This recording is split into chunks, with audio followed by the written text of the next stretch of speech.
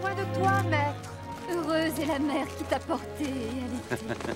Heureux plutôt ceux qui écoutent la parole de Dieu et qui l'observent.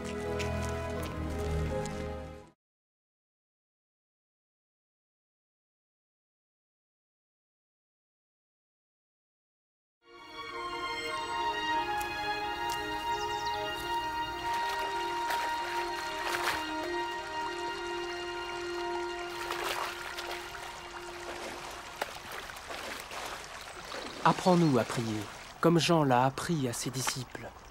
Quand vous priez, dites « Notre Père qui es aux cieux, que ton nom soit sanctifié, que ton règne vienne, que ta volonté soit faite sur la terre comme au ciel.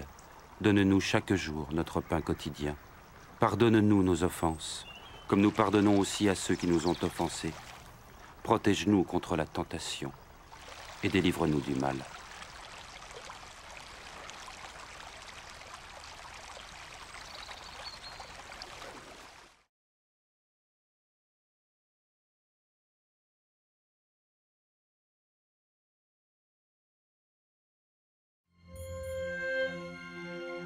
Dans les Saintes Écritures, Dieu déclare que le Messie viendrait pour être le sauveur du monde.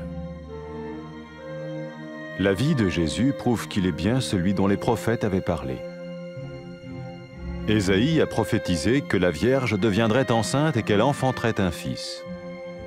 Des siècles plus tard, la naissance de Jésus accomplissait cette prophétie.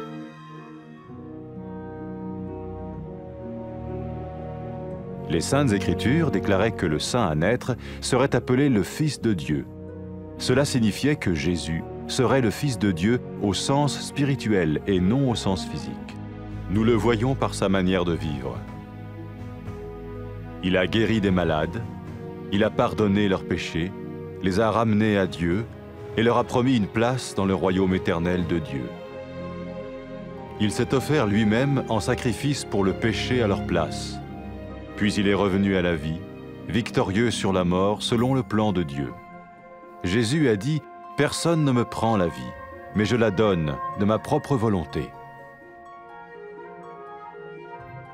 La vie de Jésus n'a pas seulement accompli les écrits des prophètes, mais elle a aussi confirmé la vérité de la sainte parole de Dieu. Les prophètes avaient écrit « Ta parole, ô mon Dieu, est parfaite, elle dure à toujours. »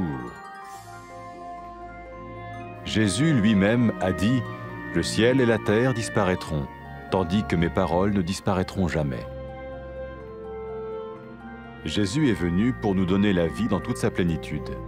Mais quand l'homme a désobéi à Dieu dans le jardin d'Éden, il a choisi sa propre voie et ses actions l'ont séparé du Créateur.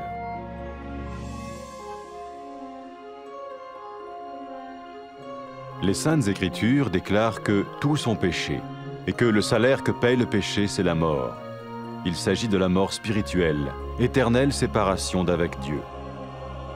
Mais tout comme Dieu a donné un bélier pour qu'il meure à la place du fils d'Abraham, ainsi il a envoyé Jésus, le Messie, mourir à notre place.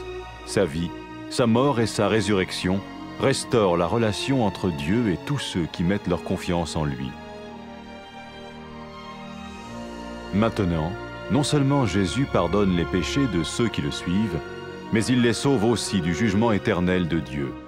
Ils sont sûrs d'aller au paradis et de vivre avec lui pour toujours. C'est cette vie et cette liberté de la culpabilité et du pouvoir du péché que Jésus offre à chacun aujourd'hui. Cela ne veut pas dire suivre une religion, mais choisir d'avoir foi en Jésus qui dit « Je me tiens à la porte et je frappe. Si quelqu'un entend ma voix et ouvre la porte, j'entrerai chez lui. » Cela veut dire se tourner vers Dieu et croire que Jésus vient dans nos vies pardonner nos péchés et nous rendre tels qu'il veut que nous soyons. Il ne suffit pas d'approuver intellectuellement ce qu'il dit, ni de vivre une expérience émotionnelle. Nous le recevons par grâce, au moyen de la foi, par un acte de notre volonté.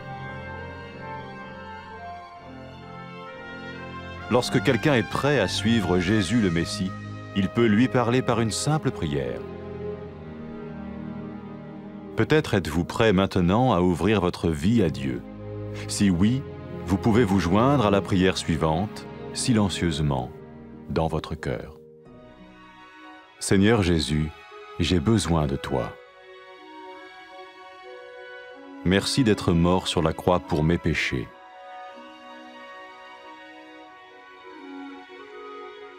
Je confesse mes péchés et je m'en repens.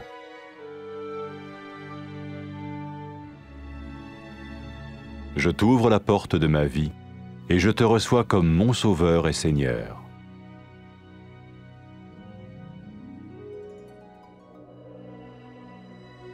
Merci de me pardonner mes péchés et de me donner la vie éternelle.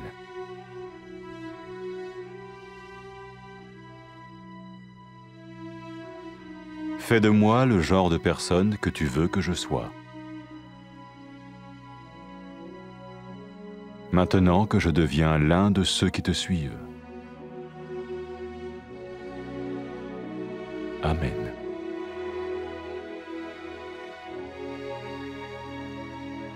Jésus a dit à propos de ses disciples, « Mes brebis écoutent ma voix, je les connais et elles me suivent. » Pour expérimenter la vie en abondance promise par Jésus, ceux qui le suivent parlent à Dieu chaque jour dans la prière et lisent ou écoutent sa parole.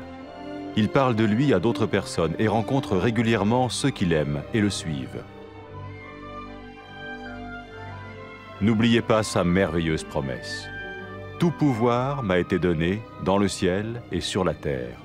Et sachez-le, je vais être avec vous tous les jours, jusqu'à la fin du monde.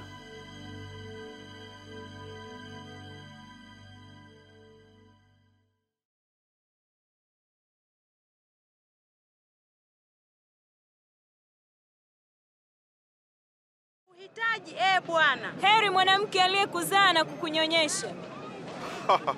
Wanaheri wale walisikia neno la Mungu na kulishika.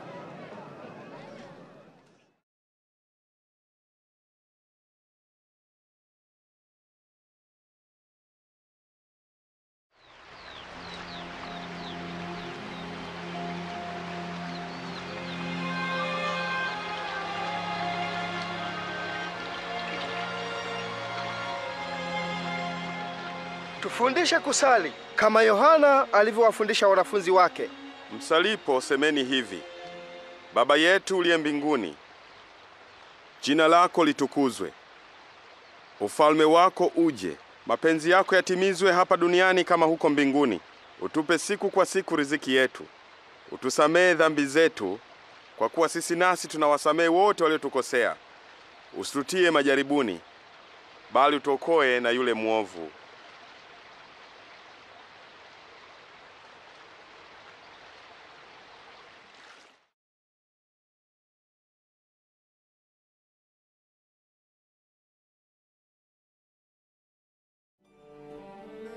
Zamani manabii waliandika katika maandiko kwamba Mungu angemtuma Masihi kuokoa wenye dhambi na kuwapatanisha naye.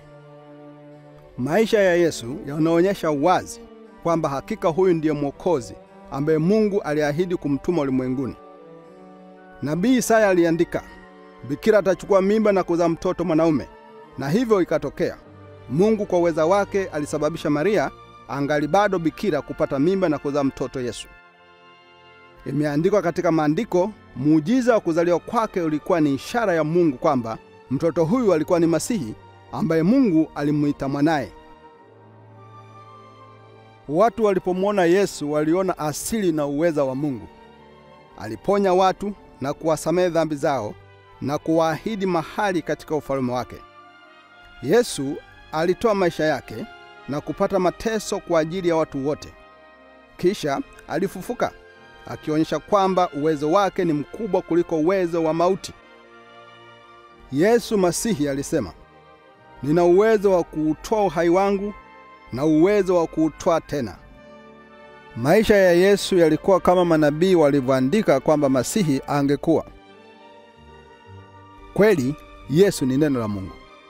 Katika Yesu Mungu anajionyesha mwenyewe kwa watu wa ulimwengu huu. Yesu Masihi alisema, mbingu na dunia vitapita lakini maneno yangu hayatapita kamwe. Hapo mwanzo Mungu aliumba mwanaume na mwanamke ili kwamba wangeishi na furaha kwake.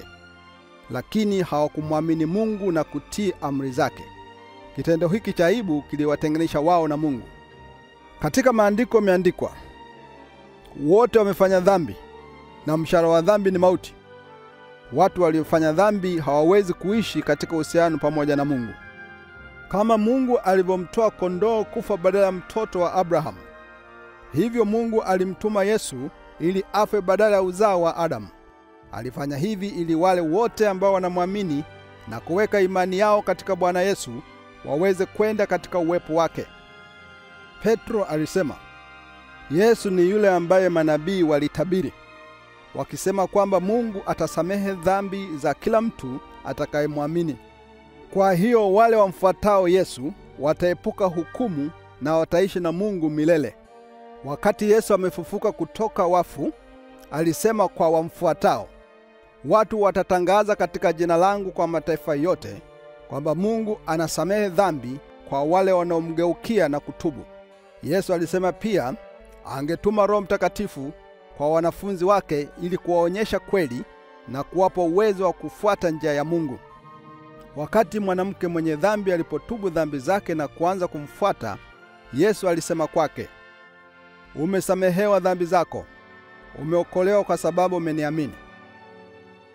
Yesu alisema watu wanapompenda Mungu kweli ni ushahidi kwamba Mungu amewasamehe dhambi zao.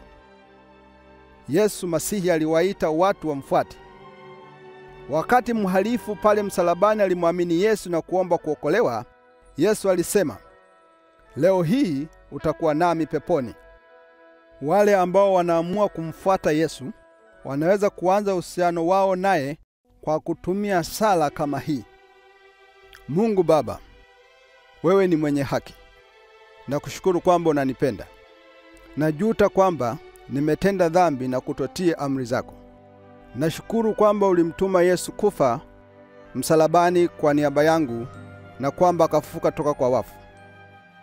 Nakushukuru kwamba aliumia kwa adhabu ya dhambi nilizozifanya. Ninakupokea Yesu kama Bwana na Mwokozi wangu. Nakushukuru kwamba umenisamehe dhambi zangu na umefungua njia kwa ajili yangu kuwa nawe daima. Na kuomba unipe Roho Mtakatifu wako awe nami na kunionyesha njia yako. Anipe uwezo ili nikupende wewe kwa moyo wangu wote na kuishi maisha na ukupendeza, na watu waweze kukusifu wewe popote ulimwenguni. Amen. Yesu alisema kuhusu wamfuatao, kondoo wangu waisikia sauti yangu, nami nawajua nao wanifuata.